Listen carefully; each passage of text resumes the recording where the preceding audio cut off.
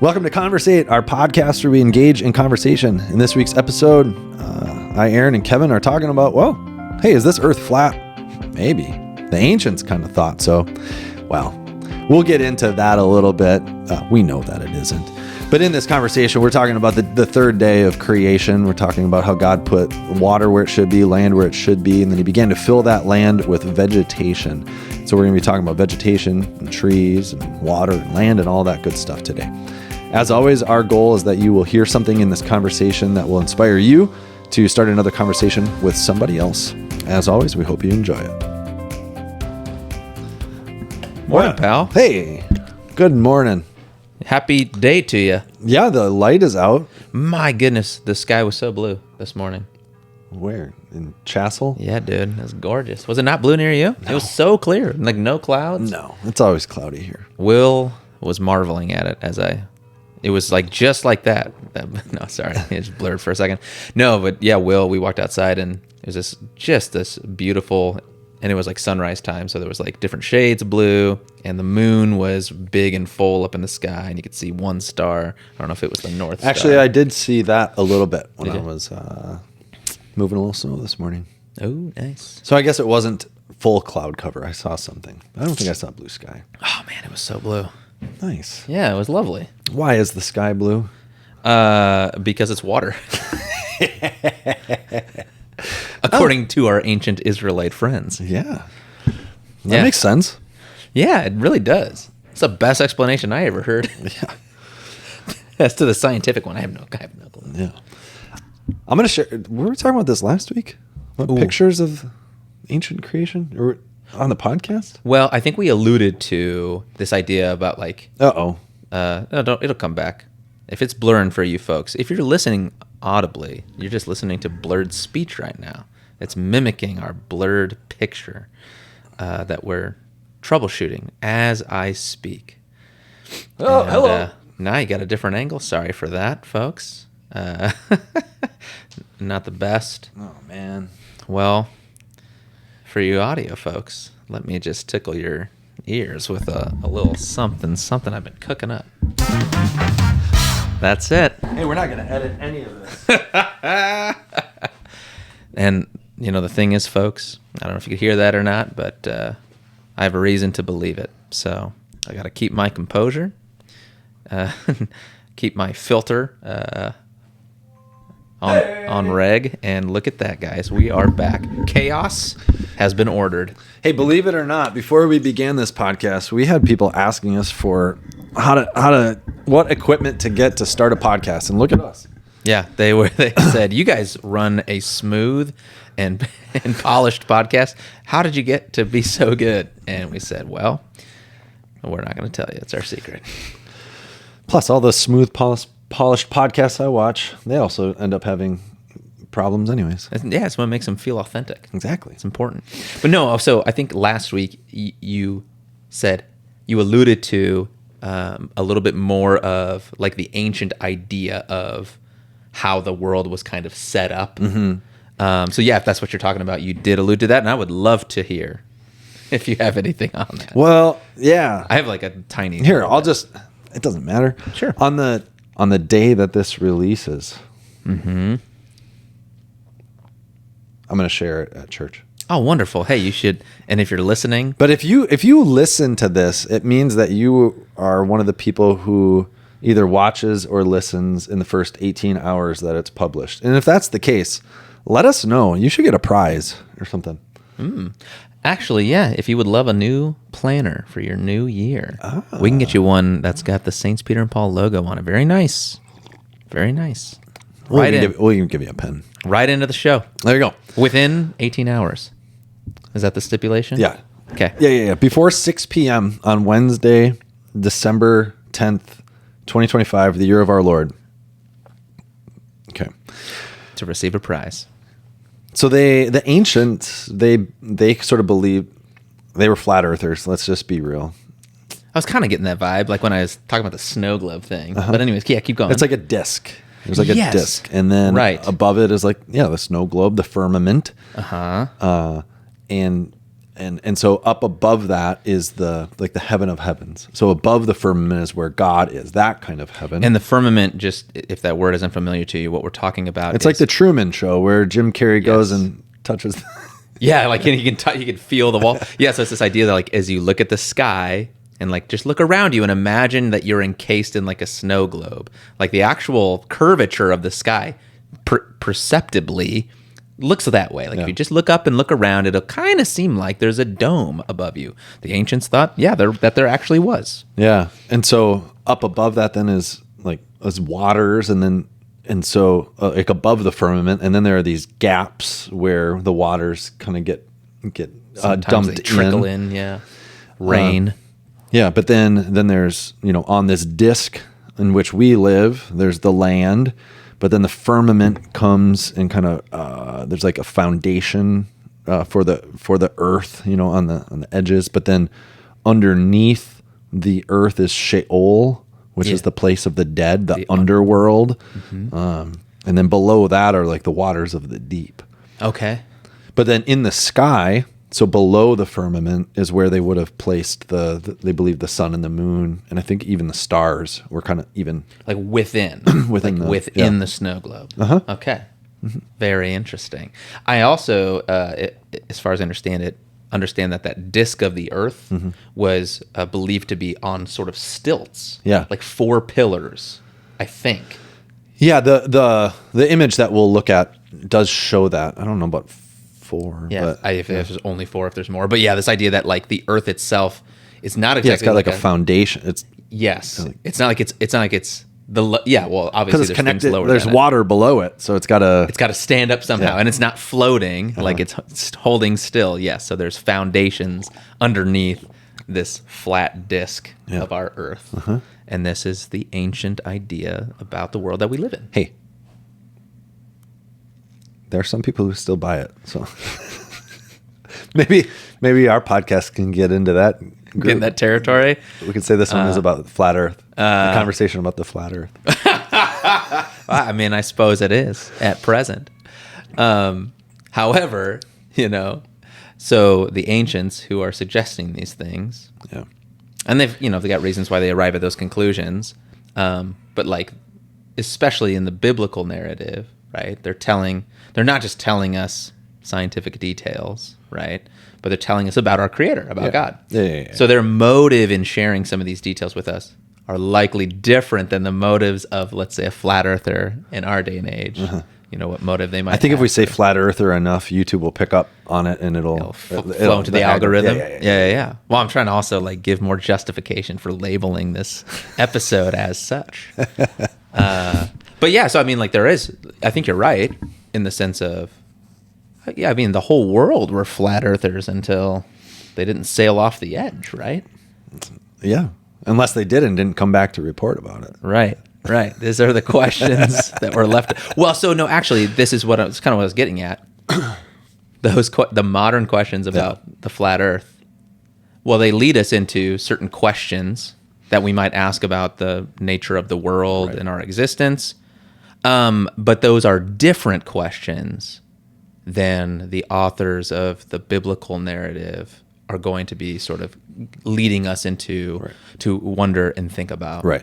Yeah. Yeah. I mean, the whole story of the creation, the way it's recorded in Genesis, as you already said, is not to give us the scientific details for the exact, methods by which God did this and how long it took and all those things. But it is the beginning of the conversation about the character of our God and who He is and who we are as His creation in this world that He's created for us. And something I really appreciated that you brought out in your sermon just this past Sunday on that was thinking about this heap of waters that is on our north coast here, Lake Superior.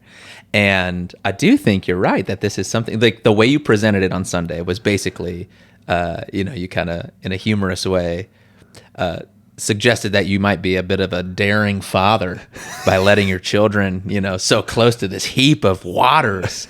But I think that's probably pretty consistent with an ancient perspective about waters. Well, they were scared of the water. Yeah. Especially, the Israelites were landlocked.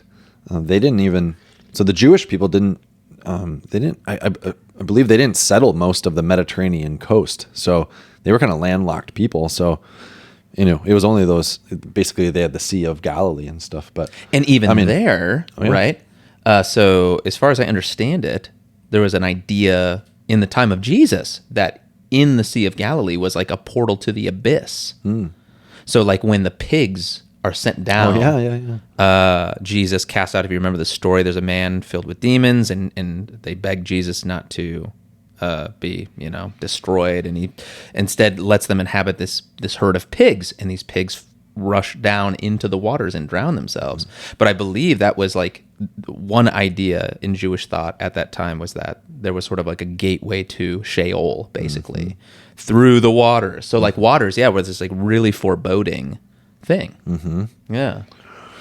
I've also been exploring a resource lent to me by one of our members or attenders, and written by a dude who grew up over in, I think he might even be Jewish. His name's like Haruvani, something Haruvani. But he talks about waters over in the Middle East. So like little rivers as well that can be really deadly when the rains fall. So it's an arid place, and you might not realize that water's a threat until all of a sudden there's this deluge, and the waters either rush so fast that they kind of sweep you up and take you in, or the ground itself becomes like sticky and muddy. And so like the miry clay that we hear about in the Psalms is, often we read those Psalms and we hear that language, and we probably move to a more abstract interpretation of it. Like we're thinking some bad situation I'm in, right? But on a very practical level in the Middle East, you can die because it's basically like sinking sand. Like you get stuck in this mud, and the more you try to get out, the more you sink deeper into it. So like water in lots of different ways presented a threat to the ancient people. Now today for us, this is why it's a joke, or why it's humorous. When you're on the beach there with your kids, it's like no one would have, likely paint you as an absentee father, or a like an irresponsible father. If the lake were churning, it would be. I mean, it is for sure. It is to be respected. It is actually a very dangerous body of water. But yes, to play in the shores on a calm day is not a big deal. But yeah, so that's, so we were looking at day 3 of creation, which is really, it's the beginning of the arranging and the filling of what God has kind of created on day 2, where the earth starts to take shape. And then so day 3 begins with sort of waters being separated from land. So water and land are given their distinct places. And then day 3, he fills the land, the earth, the ground with vegetation. So that's what day 3 is, right? So so these waters that we've heard about, waters above and waters below, are given their appropriate place. The land is given its appropriate place. So he's arranging, and then he's beginning to fill. And the days of filling will continue. So basically the end of day 3, 4, 5, 6, it's all about filling now this created space. And I alluded last week on Wednesday at one of those Advent services about there being no good, like and it was good on day 2. That's the day with the waters. But on day 3, it's a double blessing. You get 2 goods because you get the earth, the land, which they love, but also the vegetation that springs forth on it. So it's kind of interesting. Yeah, no, and it was good on day 2, but a double blessing on day 3. And this isn't like a slam dunk. It's like a perhaps because of this kind of relationship with water that we're talking about. And now I was curious when it comes to God's creative act on day 3 with the land. I don't know that there's real specific language in the text that describes, let's say, like the earth ascending up or rising up.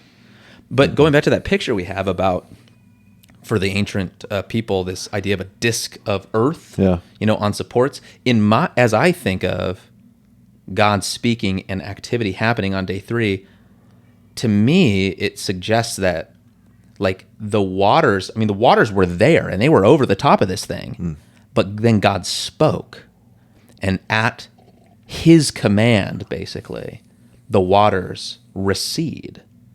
I don't know if you can make a case one way or the other about whether it's God like elevating up the land so that the water sort of. I don't think it doesn't really specify. Yeah, but I think that's something, going back to those questions. The difference between a flat earther today and a flat earther in ancient Israel is one thing the Israelites are pointing us to is God's power over the waters. Yeah, of course. Yeah. So, however he did that, I don't know. Except that it was by the power of his word. Yeah, he spoke. Yeah, land comes. That's the earth. Water goes to its place. That's called the sea. That's basically what we get. Yeah. Yeah. So he's arranging it, and now he's arranging it and setting it up, for life. And so we begin to see now that there's purpose, for the water to be there and for the land to be here, because he's going to begin to bring life about. And the ancient Israelites also didn't really see plants as living creature, like I don't know, like organisms. Yeah, as we might talk about them being alive to this day. I mean, the Genesis account does basically demonstrate that they have the capacity to continue to propagate. I think that's the word, right? To continue to, reproduce and all that, because they have God puts into them already the capacity of seed, right? Which reproduces. But either way, life or if you want to make the case, he's filling the earth in order that the animal life that he will create very soon will have something to live off of, right? And so that's all taking place here. He's preparing the ground. Yeah, and I think it's the first time as well. Maybe, I guess, like our conversation about like the waters and kind of the chaos that suggests for that ancient people starts to foreshadow other elements of the narrative in the biblical story and kind of the world in which we live. But also on this particular day, there is maybe the biggest foreshadowing to that element of chaos and undoing, because on day 3 you get not just any kind of tree, but you get fruit-bearing trees, and those are going to be important in the story as Genesis moves forward. Yep, absolutely. Yeah, that was the angle of the sermon as I preached on day 3, was to zero in again, kind of casting that picture of water here, land here, lots of vegetation, but in particular the vegetation that we call tree, and exploring the motif of the tree throughout the story of the scripture. It's kind of it's a fascinating image, and I highlighted a number of places where kind of a tree image shows up, but by no means were the things that I gave the exclusive list. There's lots of other places that talk about trees and the tree of life and all sorts of stuff. But it's a fascinating kind of concept to think about and to trace. So there's this tree, and God says to Adam and Eve, you can eat of any tree in the garden, but you don't eat from the tree that's in the midst of the garden, lest you die. That's Genesis 2:19. He specifically says to them, don't eat of this tree or you will die. I mean, that's the only time that idea of death comes in. I mean, the whole thing about creation is all about life. Yeah. And some people, I don't know for listener, if you've considered this before. When I talk to people, a lot of people haven't thought about this, that God in the very beginning did not create humanity to die. Right. Yeah. Like, but to live. It's not a part of like the way things are supposed to be. Guess what? We're supposed to live forever. Yeah. Eternal life. Yeah. So, and it's kind of interesting, even like in our bodies, there is that regenerative aspect. Like, at least I know on the skin level, like it's kind of constantly regenerating itself. You get a cut and it heals over and it replenishes. Right. And it's sort of like if our other organs maybe could keep up with it, Well, I've heard from a secular standpoint that basically people see that the body really shouldn't have to die. Well, like that. I don't know. I don't know enough to make any sort of claim, but I've heard that from on a different. I wonder if there's ever been organs that have been donated multiple times, the same organ, because even that's kind of an interesting thing, right? You harvest the organ from someone who is dying. I don't understand what you're saying. So what I'm saying is, like, it's not as though when a person is dying, everything in their body is stopping to work. Things are still working because you can take from that dying person, and while they're dying, not once they're dead, right? But you can take it while they're dying and transplant it into someone else, and it might be effective for years to come. I don't know how long. Yeah, but anyways, yeah. So there's a mystery about this idea of death, and maybe more of a mystery than we're often. I think this was your point. We might think of death as like, oh, the circle of life, just a part of the process. But not in the Genesis chapter 1 story. Yeah. Or the Revelation story where death is no more. Right. So that is our story, right? So we're supposed to live as human creatures forever. And guess what? You will. And that's the whole point of the resurrection from the dead. But back to the creation story. So God tells them, don't eat of, or you can eat of any tree, just don't eat of the tree that's in the midst of the garden, lest you die, right? And so I don't know. We don't know how Adam and Eve like heard that word from God, other than we know that they didn't. They didn't until it was presented to them as a good option by the evil one. Well, isn't it recorded that God spoke to Adam with that word? Yeah, in Genesis 2:19. Yeah. Okay. Yeah. So yeah, don't eat of this one. Yeah. We don't know in that moment if Adam was like, "Ooh, what does death mean?" You know. Yeah. Like, how do they even receive this word of God when death is not a concept that they could understand? Yeah. So that's my point. Is just all he heard was, "Don't eat of this," and in perfection, you don't doubt God's word, and you just do what he says. Yeah. And that's good for you. So that's what they did. Until the time came where the serpent shows up and tempts them. Well, gets them to doubt God's word first, lies to them, tempts them.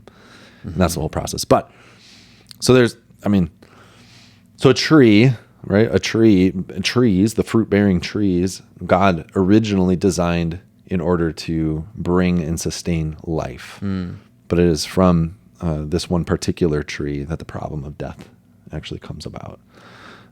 Which I thought that was one of the points of your sermon that I thought was so interesting to kind of meditate on. It's this idea that, like, it kind of tells us in a profound way, like it's one way the Bible is telling us the way the world is or operates or functions, which is like God has blessed us with this whole creation. It's a good thing. He created it out of his love. I love that you alluded to that as well.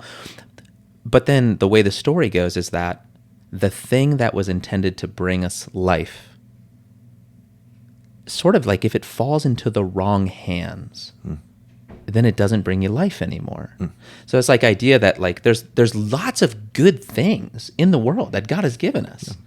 Money. Yeah, exactly. Big one. Yeah. Yeah. And I think that's what I like about it is like, that's a great example. Because sometimes the idea floats around that there's like good things and bad things, and sometimes like historically that's even been like the soul is good but the body is bad. I think in purity culture, right? Sometimes the idea gets communicated in different ways that sex is bad. No, it's not. It's a gift from God. It's a great thing if it's done in the right way, right? In the way that it was intended to be gifted. Right. Then it's healing. Like then it's good. Right. However, if it's taken and it brings about life. And that's kind of how you can tell if it's for good, if it right figuratively or literally brings about life. Anyway. Exactly, because the same kinds of things can also be wielded for harm, right, or for like, to push the metaphor, for death. Like that's what you're saying. If a thing leads you, whether literally, and sometimes they will, lead you down a path to actual death, or if it's figurative in the sense of like, it's destructive, it's harmful, it divides people, or it casts people down, in their being. So anyways, I just thought that was very interesting, this idea that like, these trees are a good thing. Mm-hmm. And it's not the tree's fault, right? It's like, it's not the tree's fault that the world falls into decay. Or God's fault. Right. Which goes back to the whole idea in the beginning of on the light and darkness. God doesn't create the darkness. I mean, this is a mystery in like the Genesis account to ponder, but it's just there. But I mean, that's what darkness is. Darkness is the absence of light. So light Right. is the thing. Even from a physics standpoint, like light is the thing. That's right. Darkness is the absence of it. So like in some sense, darkness doesn't really exist. Is that fair to say? I don't know. I'm trying to get my head around the physics. I think. Yeah, like darkness. We'll bring in somebody smarter than us, but I think you could say it that way though. Like darkness doesn't exist in its own right. It exists only as a contrast to contrast to the thing that does exist. Right. I think it's the thing that's light is measurable. I don't think darkness is measurable. It's the light that measures and has energy. Same thing with like heat. Heat is what you measure, what's tangible. Cold is the contrast. The inverse of it. Well, this is so if you're cold outside, you just say it's not a real thing. That's right. Or you might say, I need some more heat. I need some more of that real thing that exists. So it's not the tree's fault. It's not God's fault.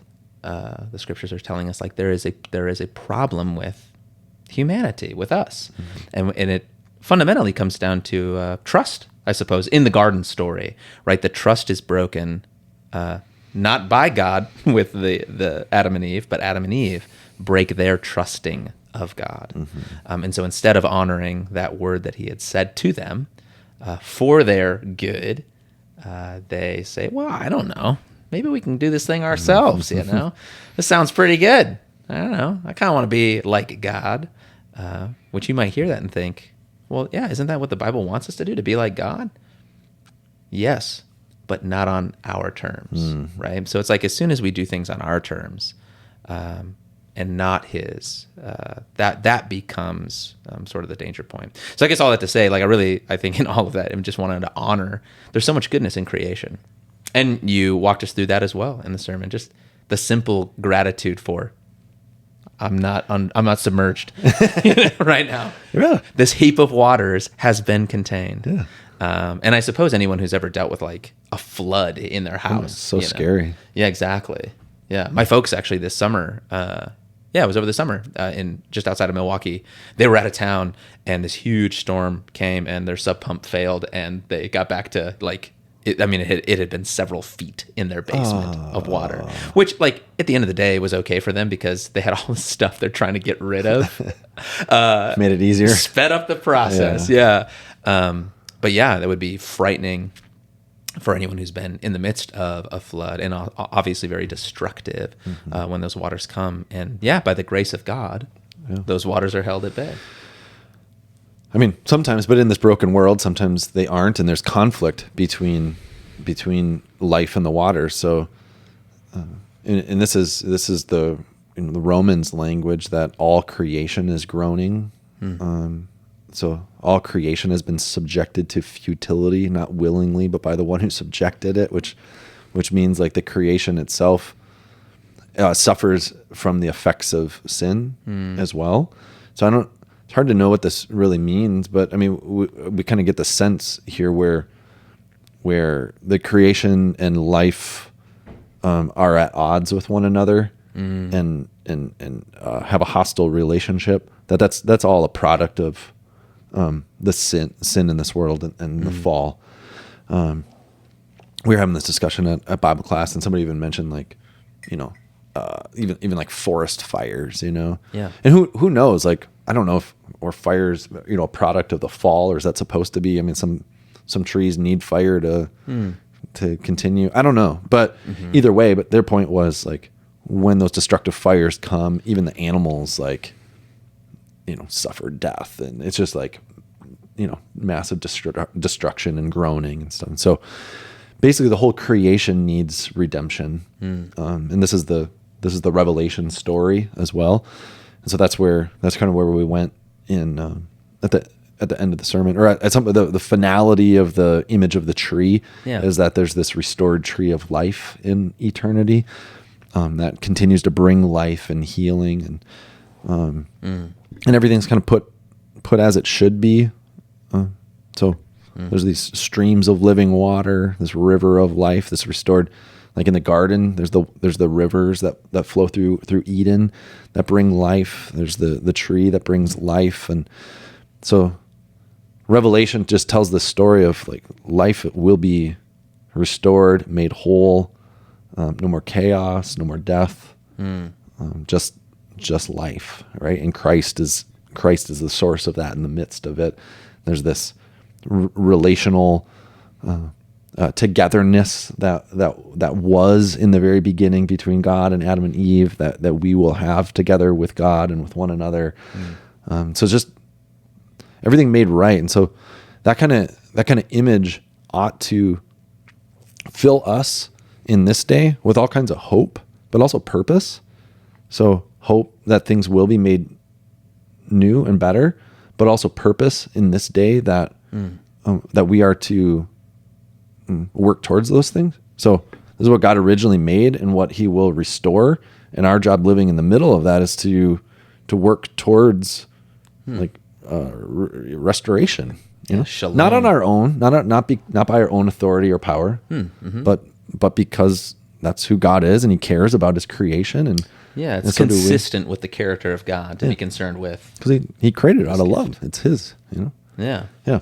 Well, I think it's interesting too, thinking about Jesus' word to the community of God's people about being salt and light, right? Light as God is light. And so bringing that which is good and cozy, maybe. I don't know. But no, useful and helpful. Yeah, not destructive. Yeah, that's good, man. It's a good word. The tree is powerful. Yeah. Yeah. Powerful. I mean, good. Yeah. And lovely. Also has the potential to be destructive as well. Crack and fall in your house. Well, I got scared on the blizzard the day before Thanksgiving. Yeah. No. Yeah. Uh-huh. I was scared on Thanksgiving. Okay. Wasn't it still blowing on Thanksgiving? Yeah. Yeah. In the morning for sure. Yeah. Because all the snow had come and everything was coated, and then it was still blowing like crazy. And I was trying to grill a turkey in my backyard. That's what I do. And the turkey turned out great.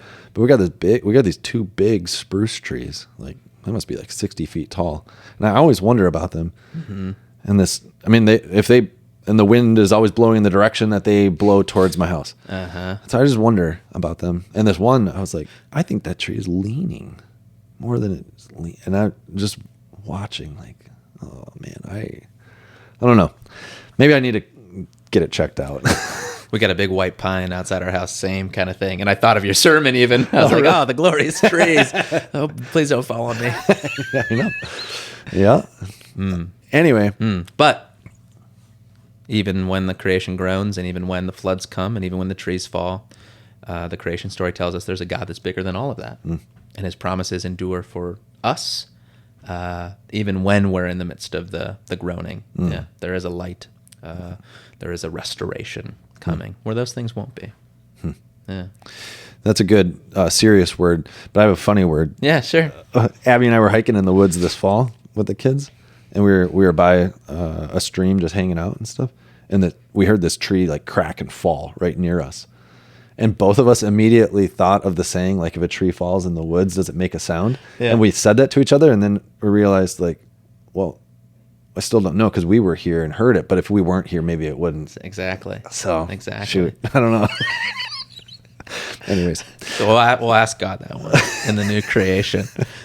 I'm assuming it does, but I don't know. All right. Hey, I'll bless the rest of your day, buddy. You too, man.